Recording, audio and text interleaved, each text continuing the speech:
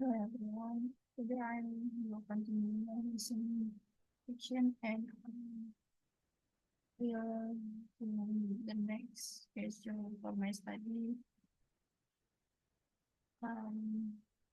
That is uh reading session, reading reading time, and I will doing this class because this already past my study time and need to work again. And let's get started.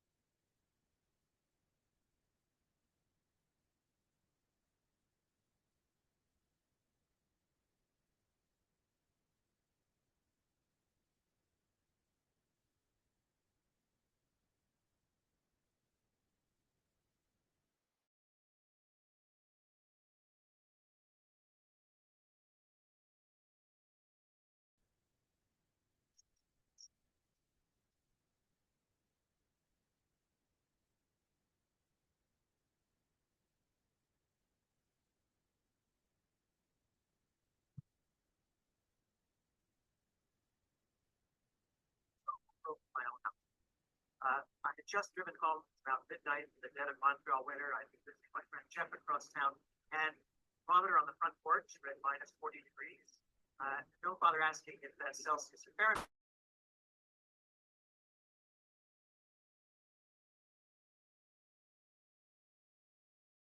On the dining room table where I'd left them. So I quickly ran around and tried all the other doors and windows, and they were locked tight. I thought about calling a locksmith. At least I had my cell phone, but at midnight, it would take a while for a locksmith to show up. It's cold. I couldn't go back to my friend Jeff's house for the night because I had an early flight to Europe the next morning, and I needed to get my passport by 7.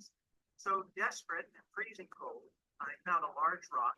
I broke through the base of the window, cleared out the shards of glass, crawled through. I found a piece of cardboard, picked it up over the whole opening, figuring that in the morning on the way to the airport, I could call my contractor and ask him to fix it. It's going to be expensive, but probably no more expensive than the middle of the night locksmith. So I figured under the circumstances I was coming out, either. Under the circumstance.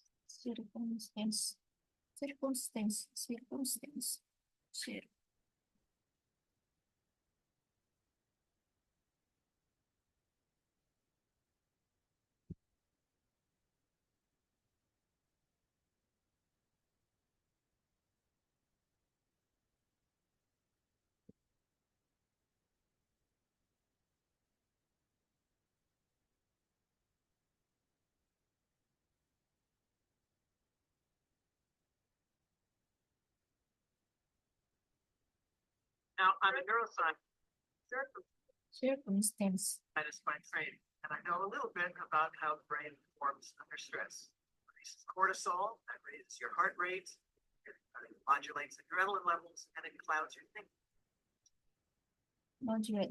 Mengatur. So the next morning, when I woke up on too little sleep, worrying about the hole in the window and the mental note that I had to call my contractor and the freezing temperatures and the meetings I had upcoming in Europe. And with all the cortisol in my brain, my thinking was cloudy, but I didn't know it was cloudy because my thinking was cloudy. And it wasn't until I got to the airport check-in counter Then I realized I didn't have my passport. So I raced home in the snow and ice, 40 minutes, got my passport, raced back to the airport. I made it just in time, but they had given away my seat to someone else. So I got stuck in the back of the plane next to the bathrooms in a seat that wouldn't recline on an 8-hour flight. I had a lot of time to think during those 8 hours and no sleep. And I started wondering, are there things that I can do, systems that I can put into place that'll prevent bad things from happening? Or at least if bad things happen, will minimize the likelihood of it being a total catastrophe.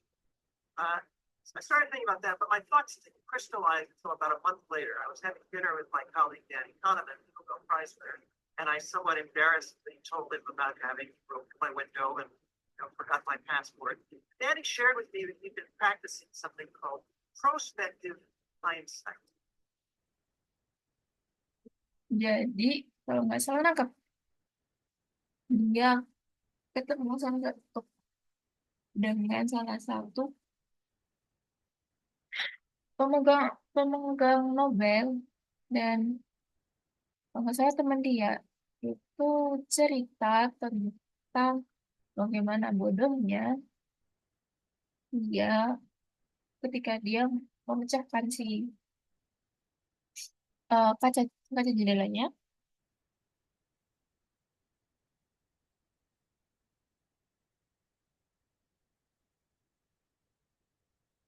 Got my passport.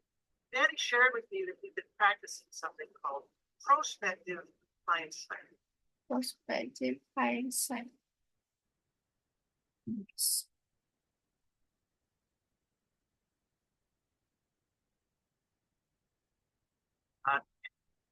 It's something that he had gotten from the psychologist Gary Klein. It's something that he had gotten from the psychologist Gary Klein, who had written about it.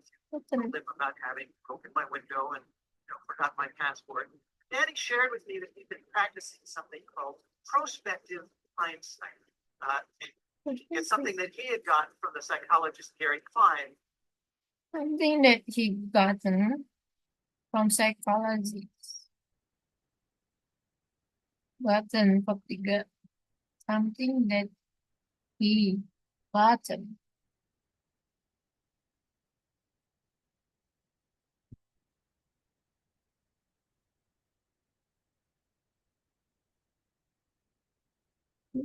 Had we had gotten from psychohead had past tense, past perfect. Berarti dia di masa lalu mendapatkan si perspektif itu. Written about it, or also called pre-mortem. Now, you all know what the post-mortem is. Whenever there's a disaster, a team of experts come in and they try to figure out what went wrong, right? Well, in the pre-mortem, Pre-mortem. come in and they try to figure out what went wrong, right? Well, in the pre-mortem, Danny, Pre-mortem. Pre-mortem.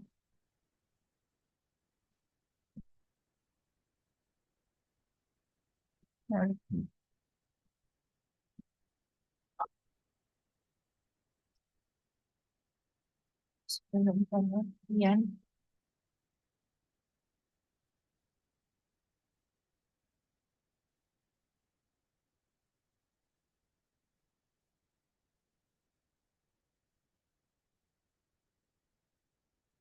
dia menjelaskan you look ahead, you try to figure out bahwa kelihatan sedang berpikir, figuran, mencari tahu all the things semua yang dapat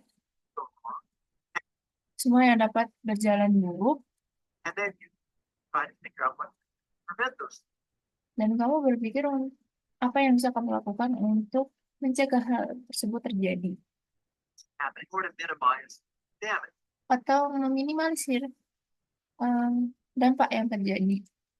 So, what I want to talk to you about today Apa yang akan aku bicarakan pada kamu hari ini are some of the things we can do adalah apa itu bisa mungkin hal yang bisa kita lakukan or pre-mortem. sebelum premortem tadi, sebelum kematian kematian kita. Some of them are obvious. Beberapa terlihat ketara gitu, Some of them are not so obvious. dan some of them not obvious. Beberapa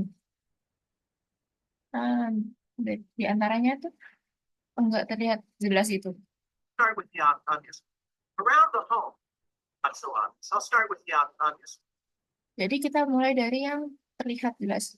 Around the home, designate.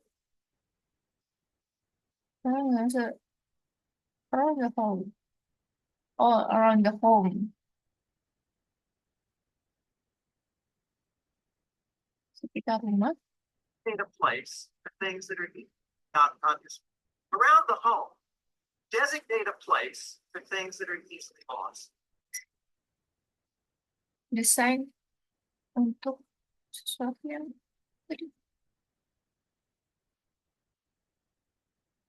mudah hilang.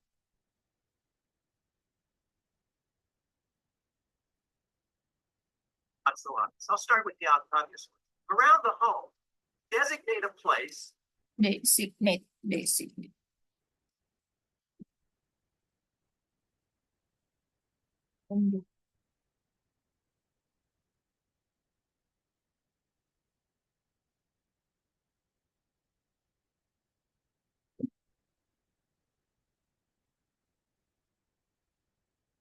Tempat untuk sesuatu yang mudah hilang. That's For things that are easily lost.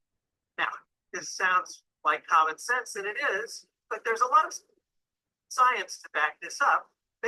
Ada alasan sains untuk menjelaskan ini.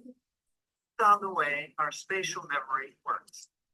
Now, this sounds like common sense, and it is, but there's a lot of science to back this up based on the way our spatial memory works.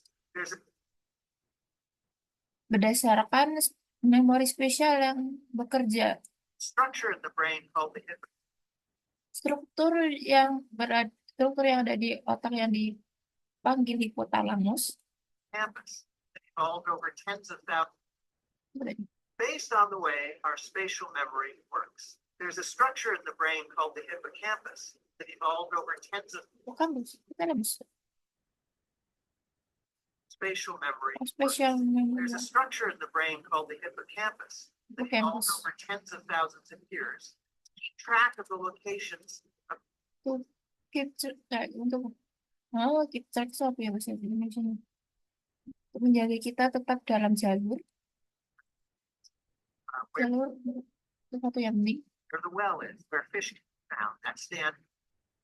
Di mana si ikan dapat ditemukan, di mana tanaman buah itu ada, where the friendly and enemy tribes live. Di mana tempat musuh berada. The hippocampus is the part of the brain that is one.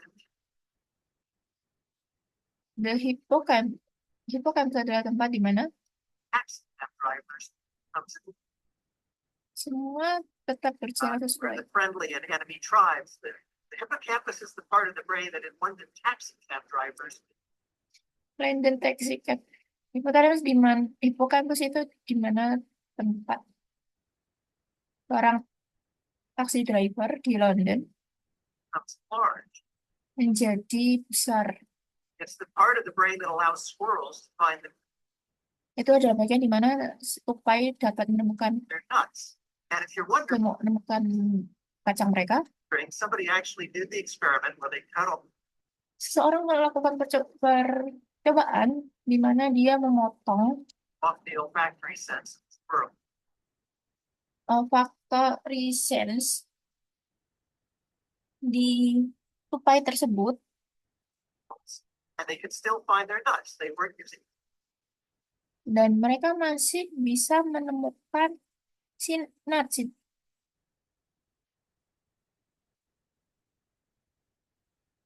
Can atau can ya?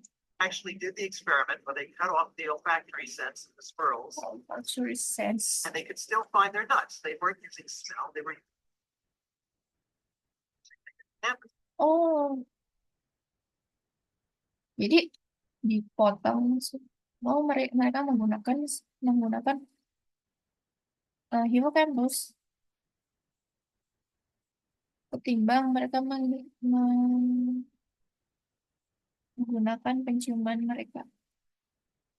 This exquisitely evolved Explicitly. Explicit.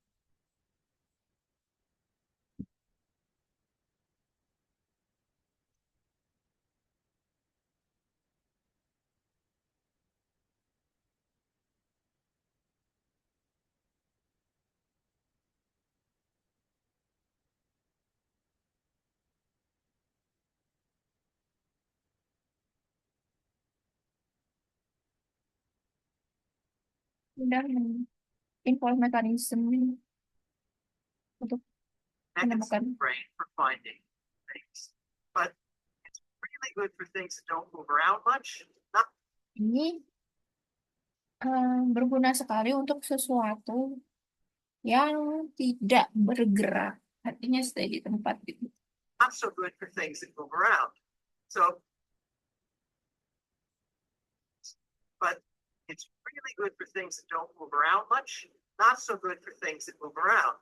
So, Nggak terlalu bagus untuk sesuatu yang gerak terus. oh, this is why we lose car keys and reading glasses and passports. Nah, karena itu kita merupakan sesuatu seperti paspor, gelas, dan kacamata baca. Dan So in the home, designate a spot for your keys. jadi ketika di rumah, kamu harus memutuskan di mana kamu harus tempat kamu untuk menaruh kunci. Find a drawer, decorative bowl, your passport, a particular drawer, your reading glasses, a particular table. If you designate a spot and you're scrupulous about it, Designate, merancang, menunjuk. your things will always be there. What about travel? Take a cell phone picture of your credit cards, your driver's license, your passport, mail it to yourself so it's in the cloud. If these things are lost or stolen, facilitate. Jadi dia meminta ketika kita berpergian, maka kamu foto barang-barang kamu,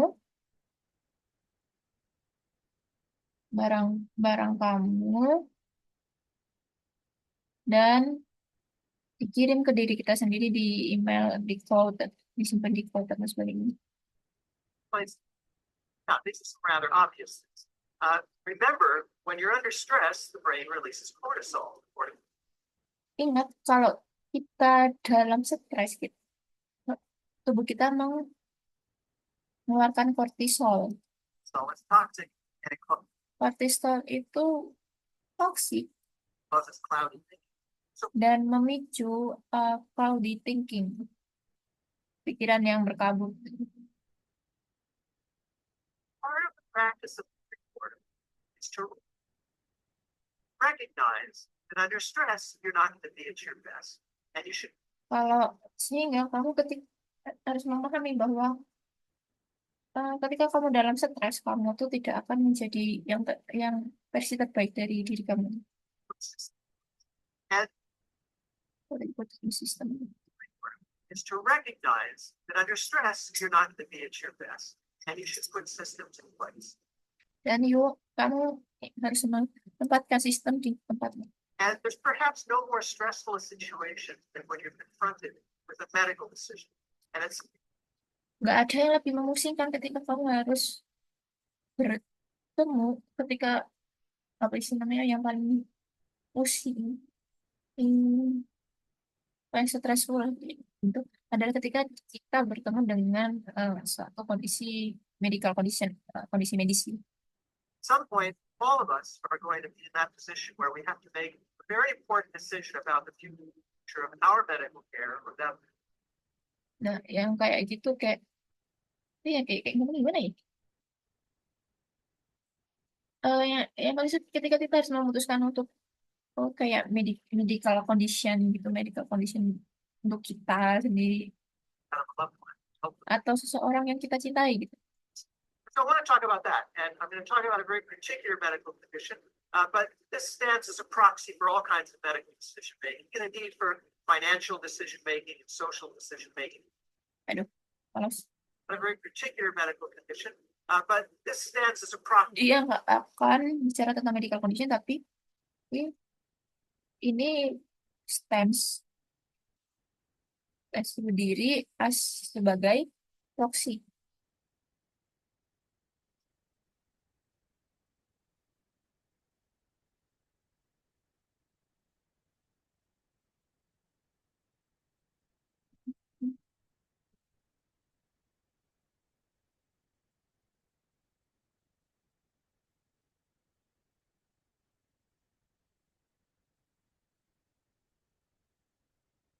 Sebagai wakil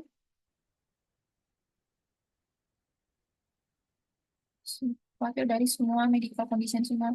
For all kinds of medical decision making, and indeed for financial decision making and social decision. Jadi menjadi wali siapa?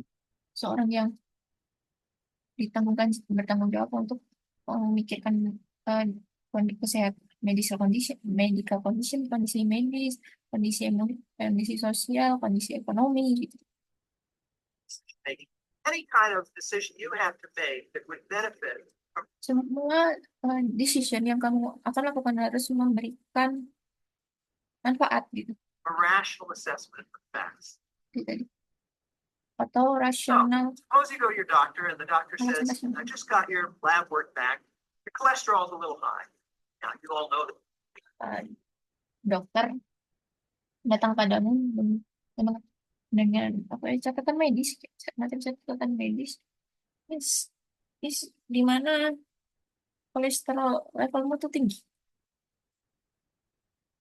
High cholesterol is associated with increased risk of cardiovascular disease. Di mana kalau kolesterol tinggi ada potensi untuk meningkatkan potensi kardiovaskular, gagal jantung kali. Heart attack, stroke. So you're thinking having high cholesterol isn't the best thing. And so kamu mikir kalau punya kolesterol yang tinggi itu bukan sesuatu yang baik gitu. Doctor says, I'd like to give you a drug that'll help you lower. Jadi dokter akan berpikir, aku akan memberikan kamu obat sehingga kamu cholesterol, a statin. Sehingga kolesterol kamu menjadi stabil. And you probably heard of statins. You know that they're among the most widely prescribed drugs in the world. This is the best thing. And so the doctor says, I'd like to give you a drug that'll help you lower your cholesterol, a statin. Oh, kayak statin. Statin kayak obat dan baik stabil. And you probably heard of statins. You know that they're among the most widely prescribed drugs in the world today. Ya, Kak. Jadi statin itu adalah salah satu obat yang paling banyak digunakan. Probably no. And so you're thinking, yeah, give me the statin. But there's a question you should ask at this point. A statistic you should ask for that most doctors don't like talking about, and pharmaceutical companies like talking about even less.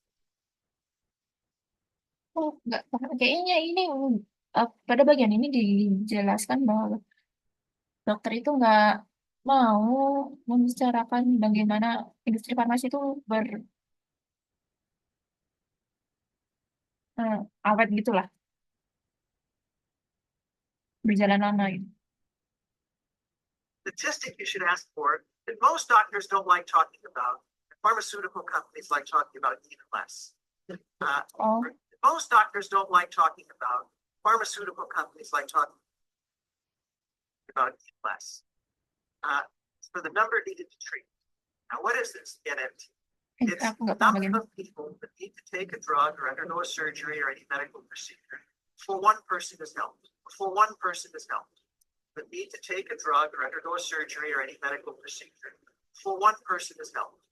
What kind of crazy statistic is that? My number should be one. My doctor would prescribe something to me that's not going to help, but actually medical practice doesn't work that way. And it's not the doctor's fault. If anybody's fault, it's the fault of science. But GlaxoSmithKline estimates that 90% of the drugs work in only 30 to 50% of them.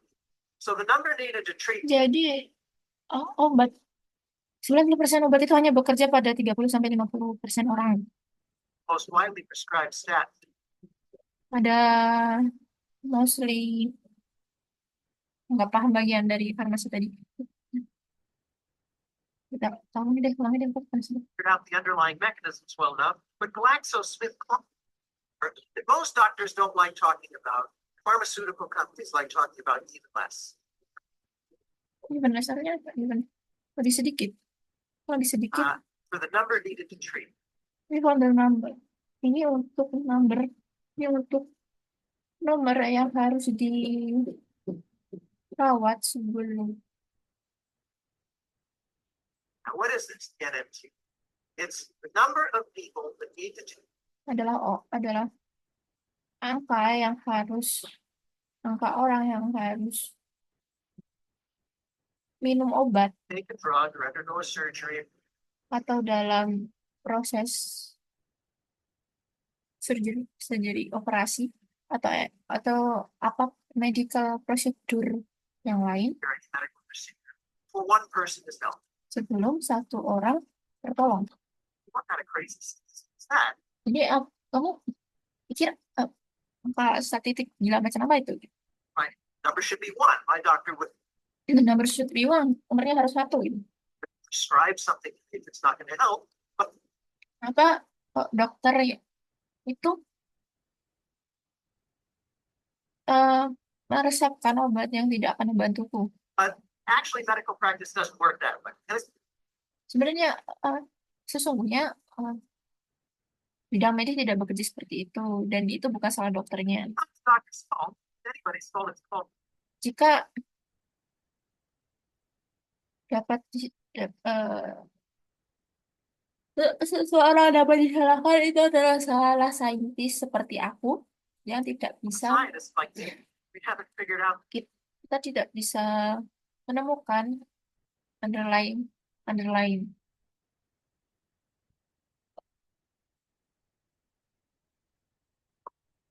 mekanisme dasar yang cukup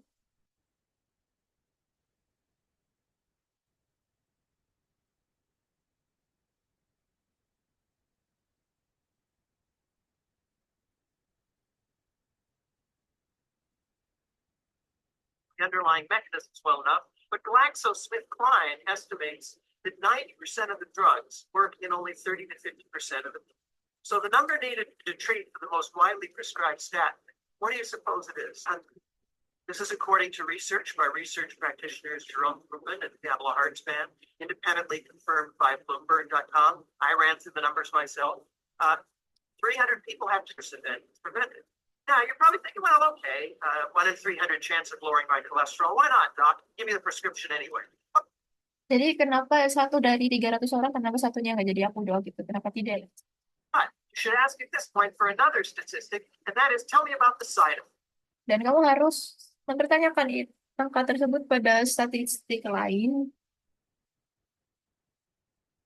That's right. So for this particular drug, the side effects occur.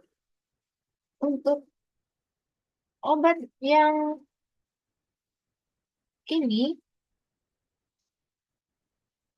side effect, efek samping In 5% of patients. di 4%, 4% orang itu.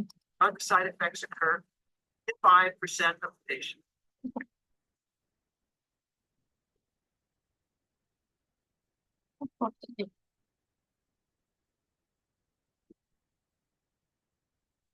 And they include terrible things, debilitating muscle injury. They include terrible things, Mencakup hal-hal mengerikan. debilitating muscle and joint Apa sih? patients. And they include terrible things, debilitating muscle and joint pain. Apa tuh tadi? Debilitating muscle and joint pain.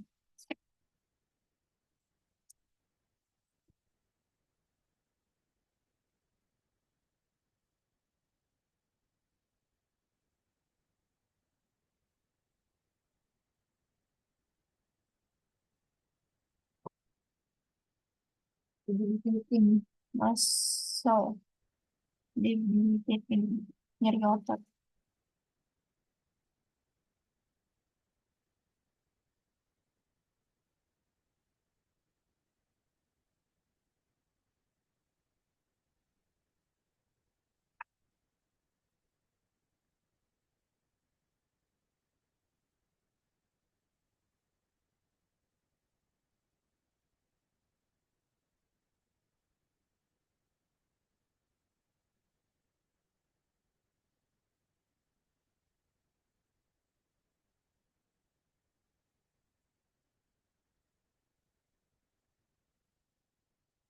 Gastrointestinal distress. Distress. Kayak masalah perut distress. Kesulitan, kesakitan, mungkin sakit perut gitu, sakit lambung gitu gastro. But now you're thinking, well, 5%, not very likely. Wah, dan kamu pasti pikir kalau 5% itu nggak terlalu banyak. It's going to happen to me. I'll still take. Dan aku nggak akan ada sesuatu yang terjadi padaku, dan aku akan tetap mengambilnya gitu. Wait a minute. Remember, under stress, we're not thinking clearly. Dan ingat, ketika kamu stres, kamu tidak eh, berpikir jernih. Berpikir So jernih. think about how you're going to work through this ahead of time. And likely it's going to happen to me. I'll still take the drug. But wait a minute. Remember, under stress, we're not thinking clearly. So think about how you're going to work through this. Dan kamu pikir bagaimana kamu bekerja di tengah-tengah rasa sakit itu, Ahead of time, so you don't have to dengan sakit kepala itu. manufacture the chain of reasoning. Remember, under stress, we're not thinking clearly. So think about how you're going to work through this ahead of time, so you don't have to manufacture the chain of reasoning on the spot. 300 Apa itu? pain, gastrointestinal distress. And now you're thinking, well, 5%, not very likely it's going to happen to me. I'll still take the drug. But wait a minute. Remember, under stress, we're not thinking clearly. So think about how you're going to work through this ahead of time, so you don't have Kerja melalui this ahead of the time, di depan, di depan. manufacture the chain of reasoning on the spot. 300 people take. And you don't have to manufacture the decision. Kamu nggak harus manufaktur kok. Manufacture the change, menghasilkan rangkaian alasan di tempat. The drug, right? One person's health. 5% of those 300 have side effects. That's 15 people. Okay, guys. So,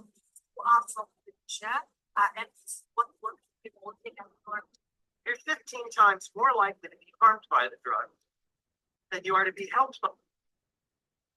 Kamu akan lihat, ingat persentase tadi, kamu akan lebih banyak tersakiti dengan obat itu dibandingkan dengan manfaatnya gitu kayaknya. By the drug. Now, I'm not saying whether you should take the statin or not. I'm just saying you should have this conversation with your doctor. Medical ethics. Aku nggak bilang kamu nggak harus mengambil statinnya, dan statin itu ingin aku ingin aku katakan, yang ingin aku katakan, kamu harus berbicara dengan dokter kamu. Requires it. It's part of the principle of Apa tadi? with your doctor. Medical ethics requires it. It's part. Medical ethic, kode etik medis. Part of the principle of informed consent. You have the right to have. Now, I'm not saying whether you should take the statin or not. I'm just saying you should have this conversation with your doctor. Medical ethics requires it. It's part of the principle of informed consent. You have to be harmed by the drug. Now, I'm not saying whether you should take the statin or not. I'm just saying you should have this conversation with your doctor. Medical ethics requires it. It's part of the principle of. It's a part of principle of informasi. Ini bagian dari prinsip mendapatkan informasi konsultasi medis. Informed consent. You have the right to have access to this kind of information. Kamu punya hak untuk mendapatkan informasi Ini terkait tempat ini information to begin the conversation untuk memulai percakapan ini about whether you want to take the risks or not. tentang apakah kamu akan mengambil resiko ini atau tidak. Now, you might be thinking I've pulled this Dan kamu pikir sekarang pasti aku, number out of the air for shock value. Now, you might be thinking I pulled this number out of the air I, apa sih namanya? I pull out the air shock value. for shock value. But in fact, it's rather typical. So, Rather typical. now, you might be thinking I pulled this number out of the air for shock value. But in fact, it's rather typical. Number needed to treat. For the most widely performed The most widely performed surgery on men, it's 50. surgery on men over the age of 50, removal of the prostate for cancer, the number needed to treat is 49. That's right, 49 surgeries are done for every one person who's helped. And the side effects in that case occur in 50% of the patients. Incontinence, rectal tearing, fecal incontinence. And if you're lucky, and you're one of the 50% who has these, they'll only last for a year or two. So the idea of the pre-mortem is to think ahead of time to the questions that you might be able to ask, push the conversation forward. You don't want to have to manufacture all of this on the spot. And you also want to think about things like quality of life, because you have a choice oftentimes. Do I want a shorter life that's pain-free or a longer life? Think about now with your family and your loved ones. You might change your mind in the heat of the moment. At least Jadi intinya kamu harus memicu suatu dialog untuk menentukan pilihan kamu. Kamu mau hidup, enggak tapi tadi kayaknya pilihannya dua. Kamu hidup panjang dengan eh, rasa sakit atau hidup pendek dengan kebahagiaan.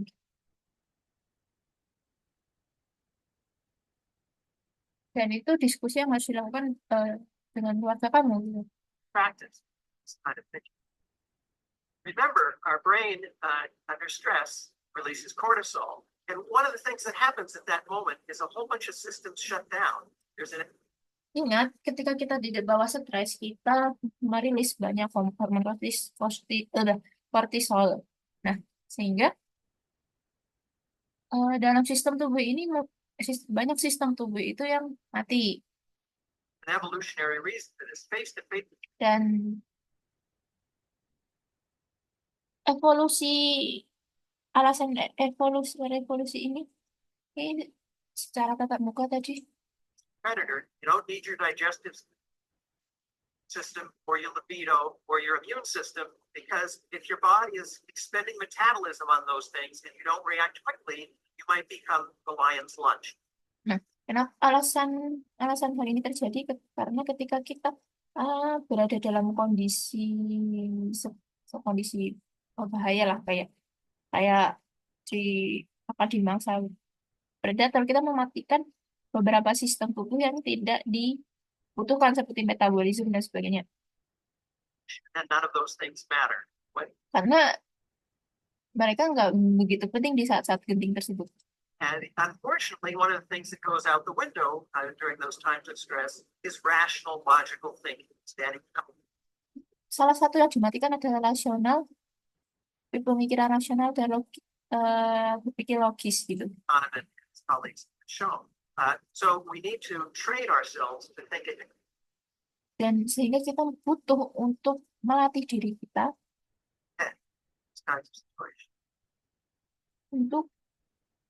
untuk mengatasi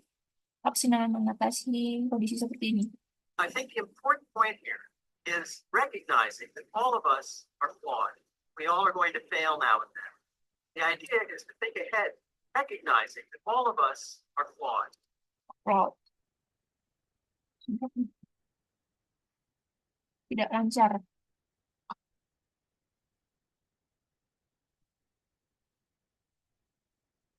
We all are going to fail now and then. The idea is to think ahead to what those failures might be. Beberapa di antara kita berpikir kita akan gagal, jadi kita harus berpikir apa yang mungkin terjadi ketika kita gagal. Help minimize the damage. Kita harus menaruh suatu sistem yang meminimalisir damage, kerusakannya. Or to prevent the bad things from happening. Atau harus Oh, untuk mencegah suatu hal buruk yang akan terjadi. Getting back to that snowy night in Montreal, when I got back from my trip, I had my contractor install a combination lock next to the door with a key to the front door in it, an easy to remember combination. And I have to admit, I still have piles of mail that haven't been sorted and piles of emails that I haven't gone through. So I'm not completely organized, but I see organization as a gradual process. I'm getting there. Thank you very much. Jadi dia masih jadi di akhir cerita dia si kontraktornya ini memasang alat yang bisa digunakan, memasang alat yang ada nomornya kayak kunci pintu gitu, Hmm, yang ada nomornya sehingga itu sangat mudah digunakan. Nah, jadi pada intinya kita memerlukan suatu sistem untuk memanage semuanya itu. Be organized, but I see organization as a gradual process. Gradual.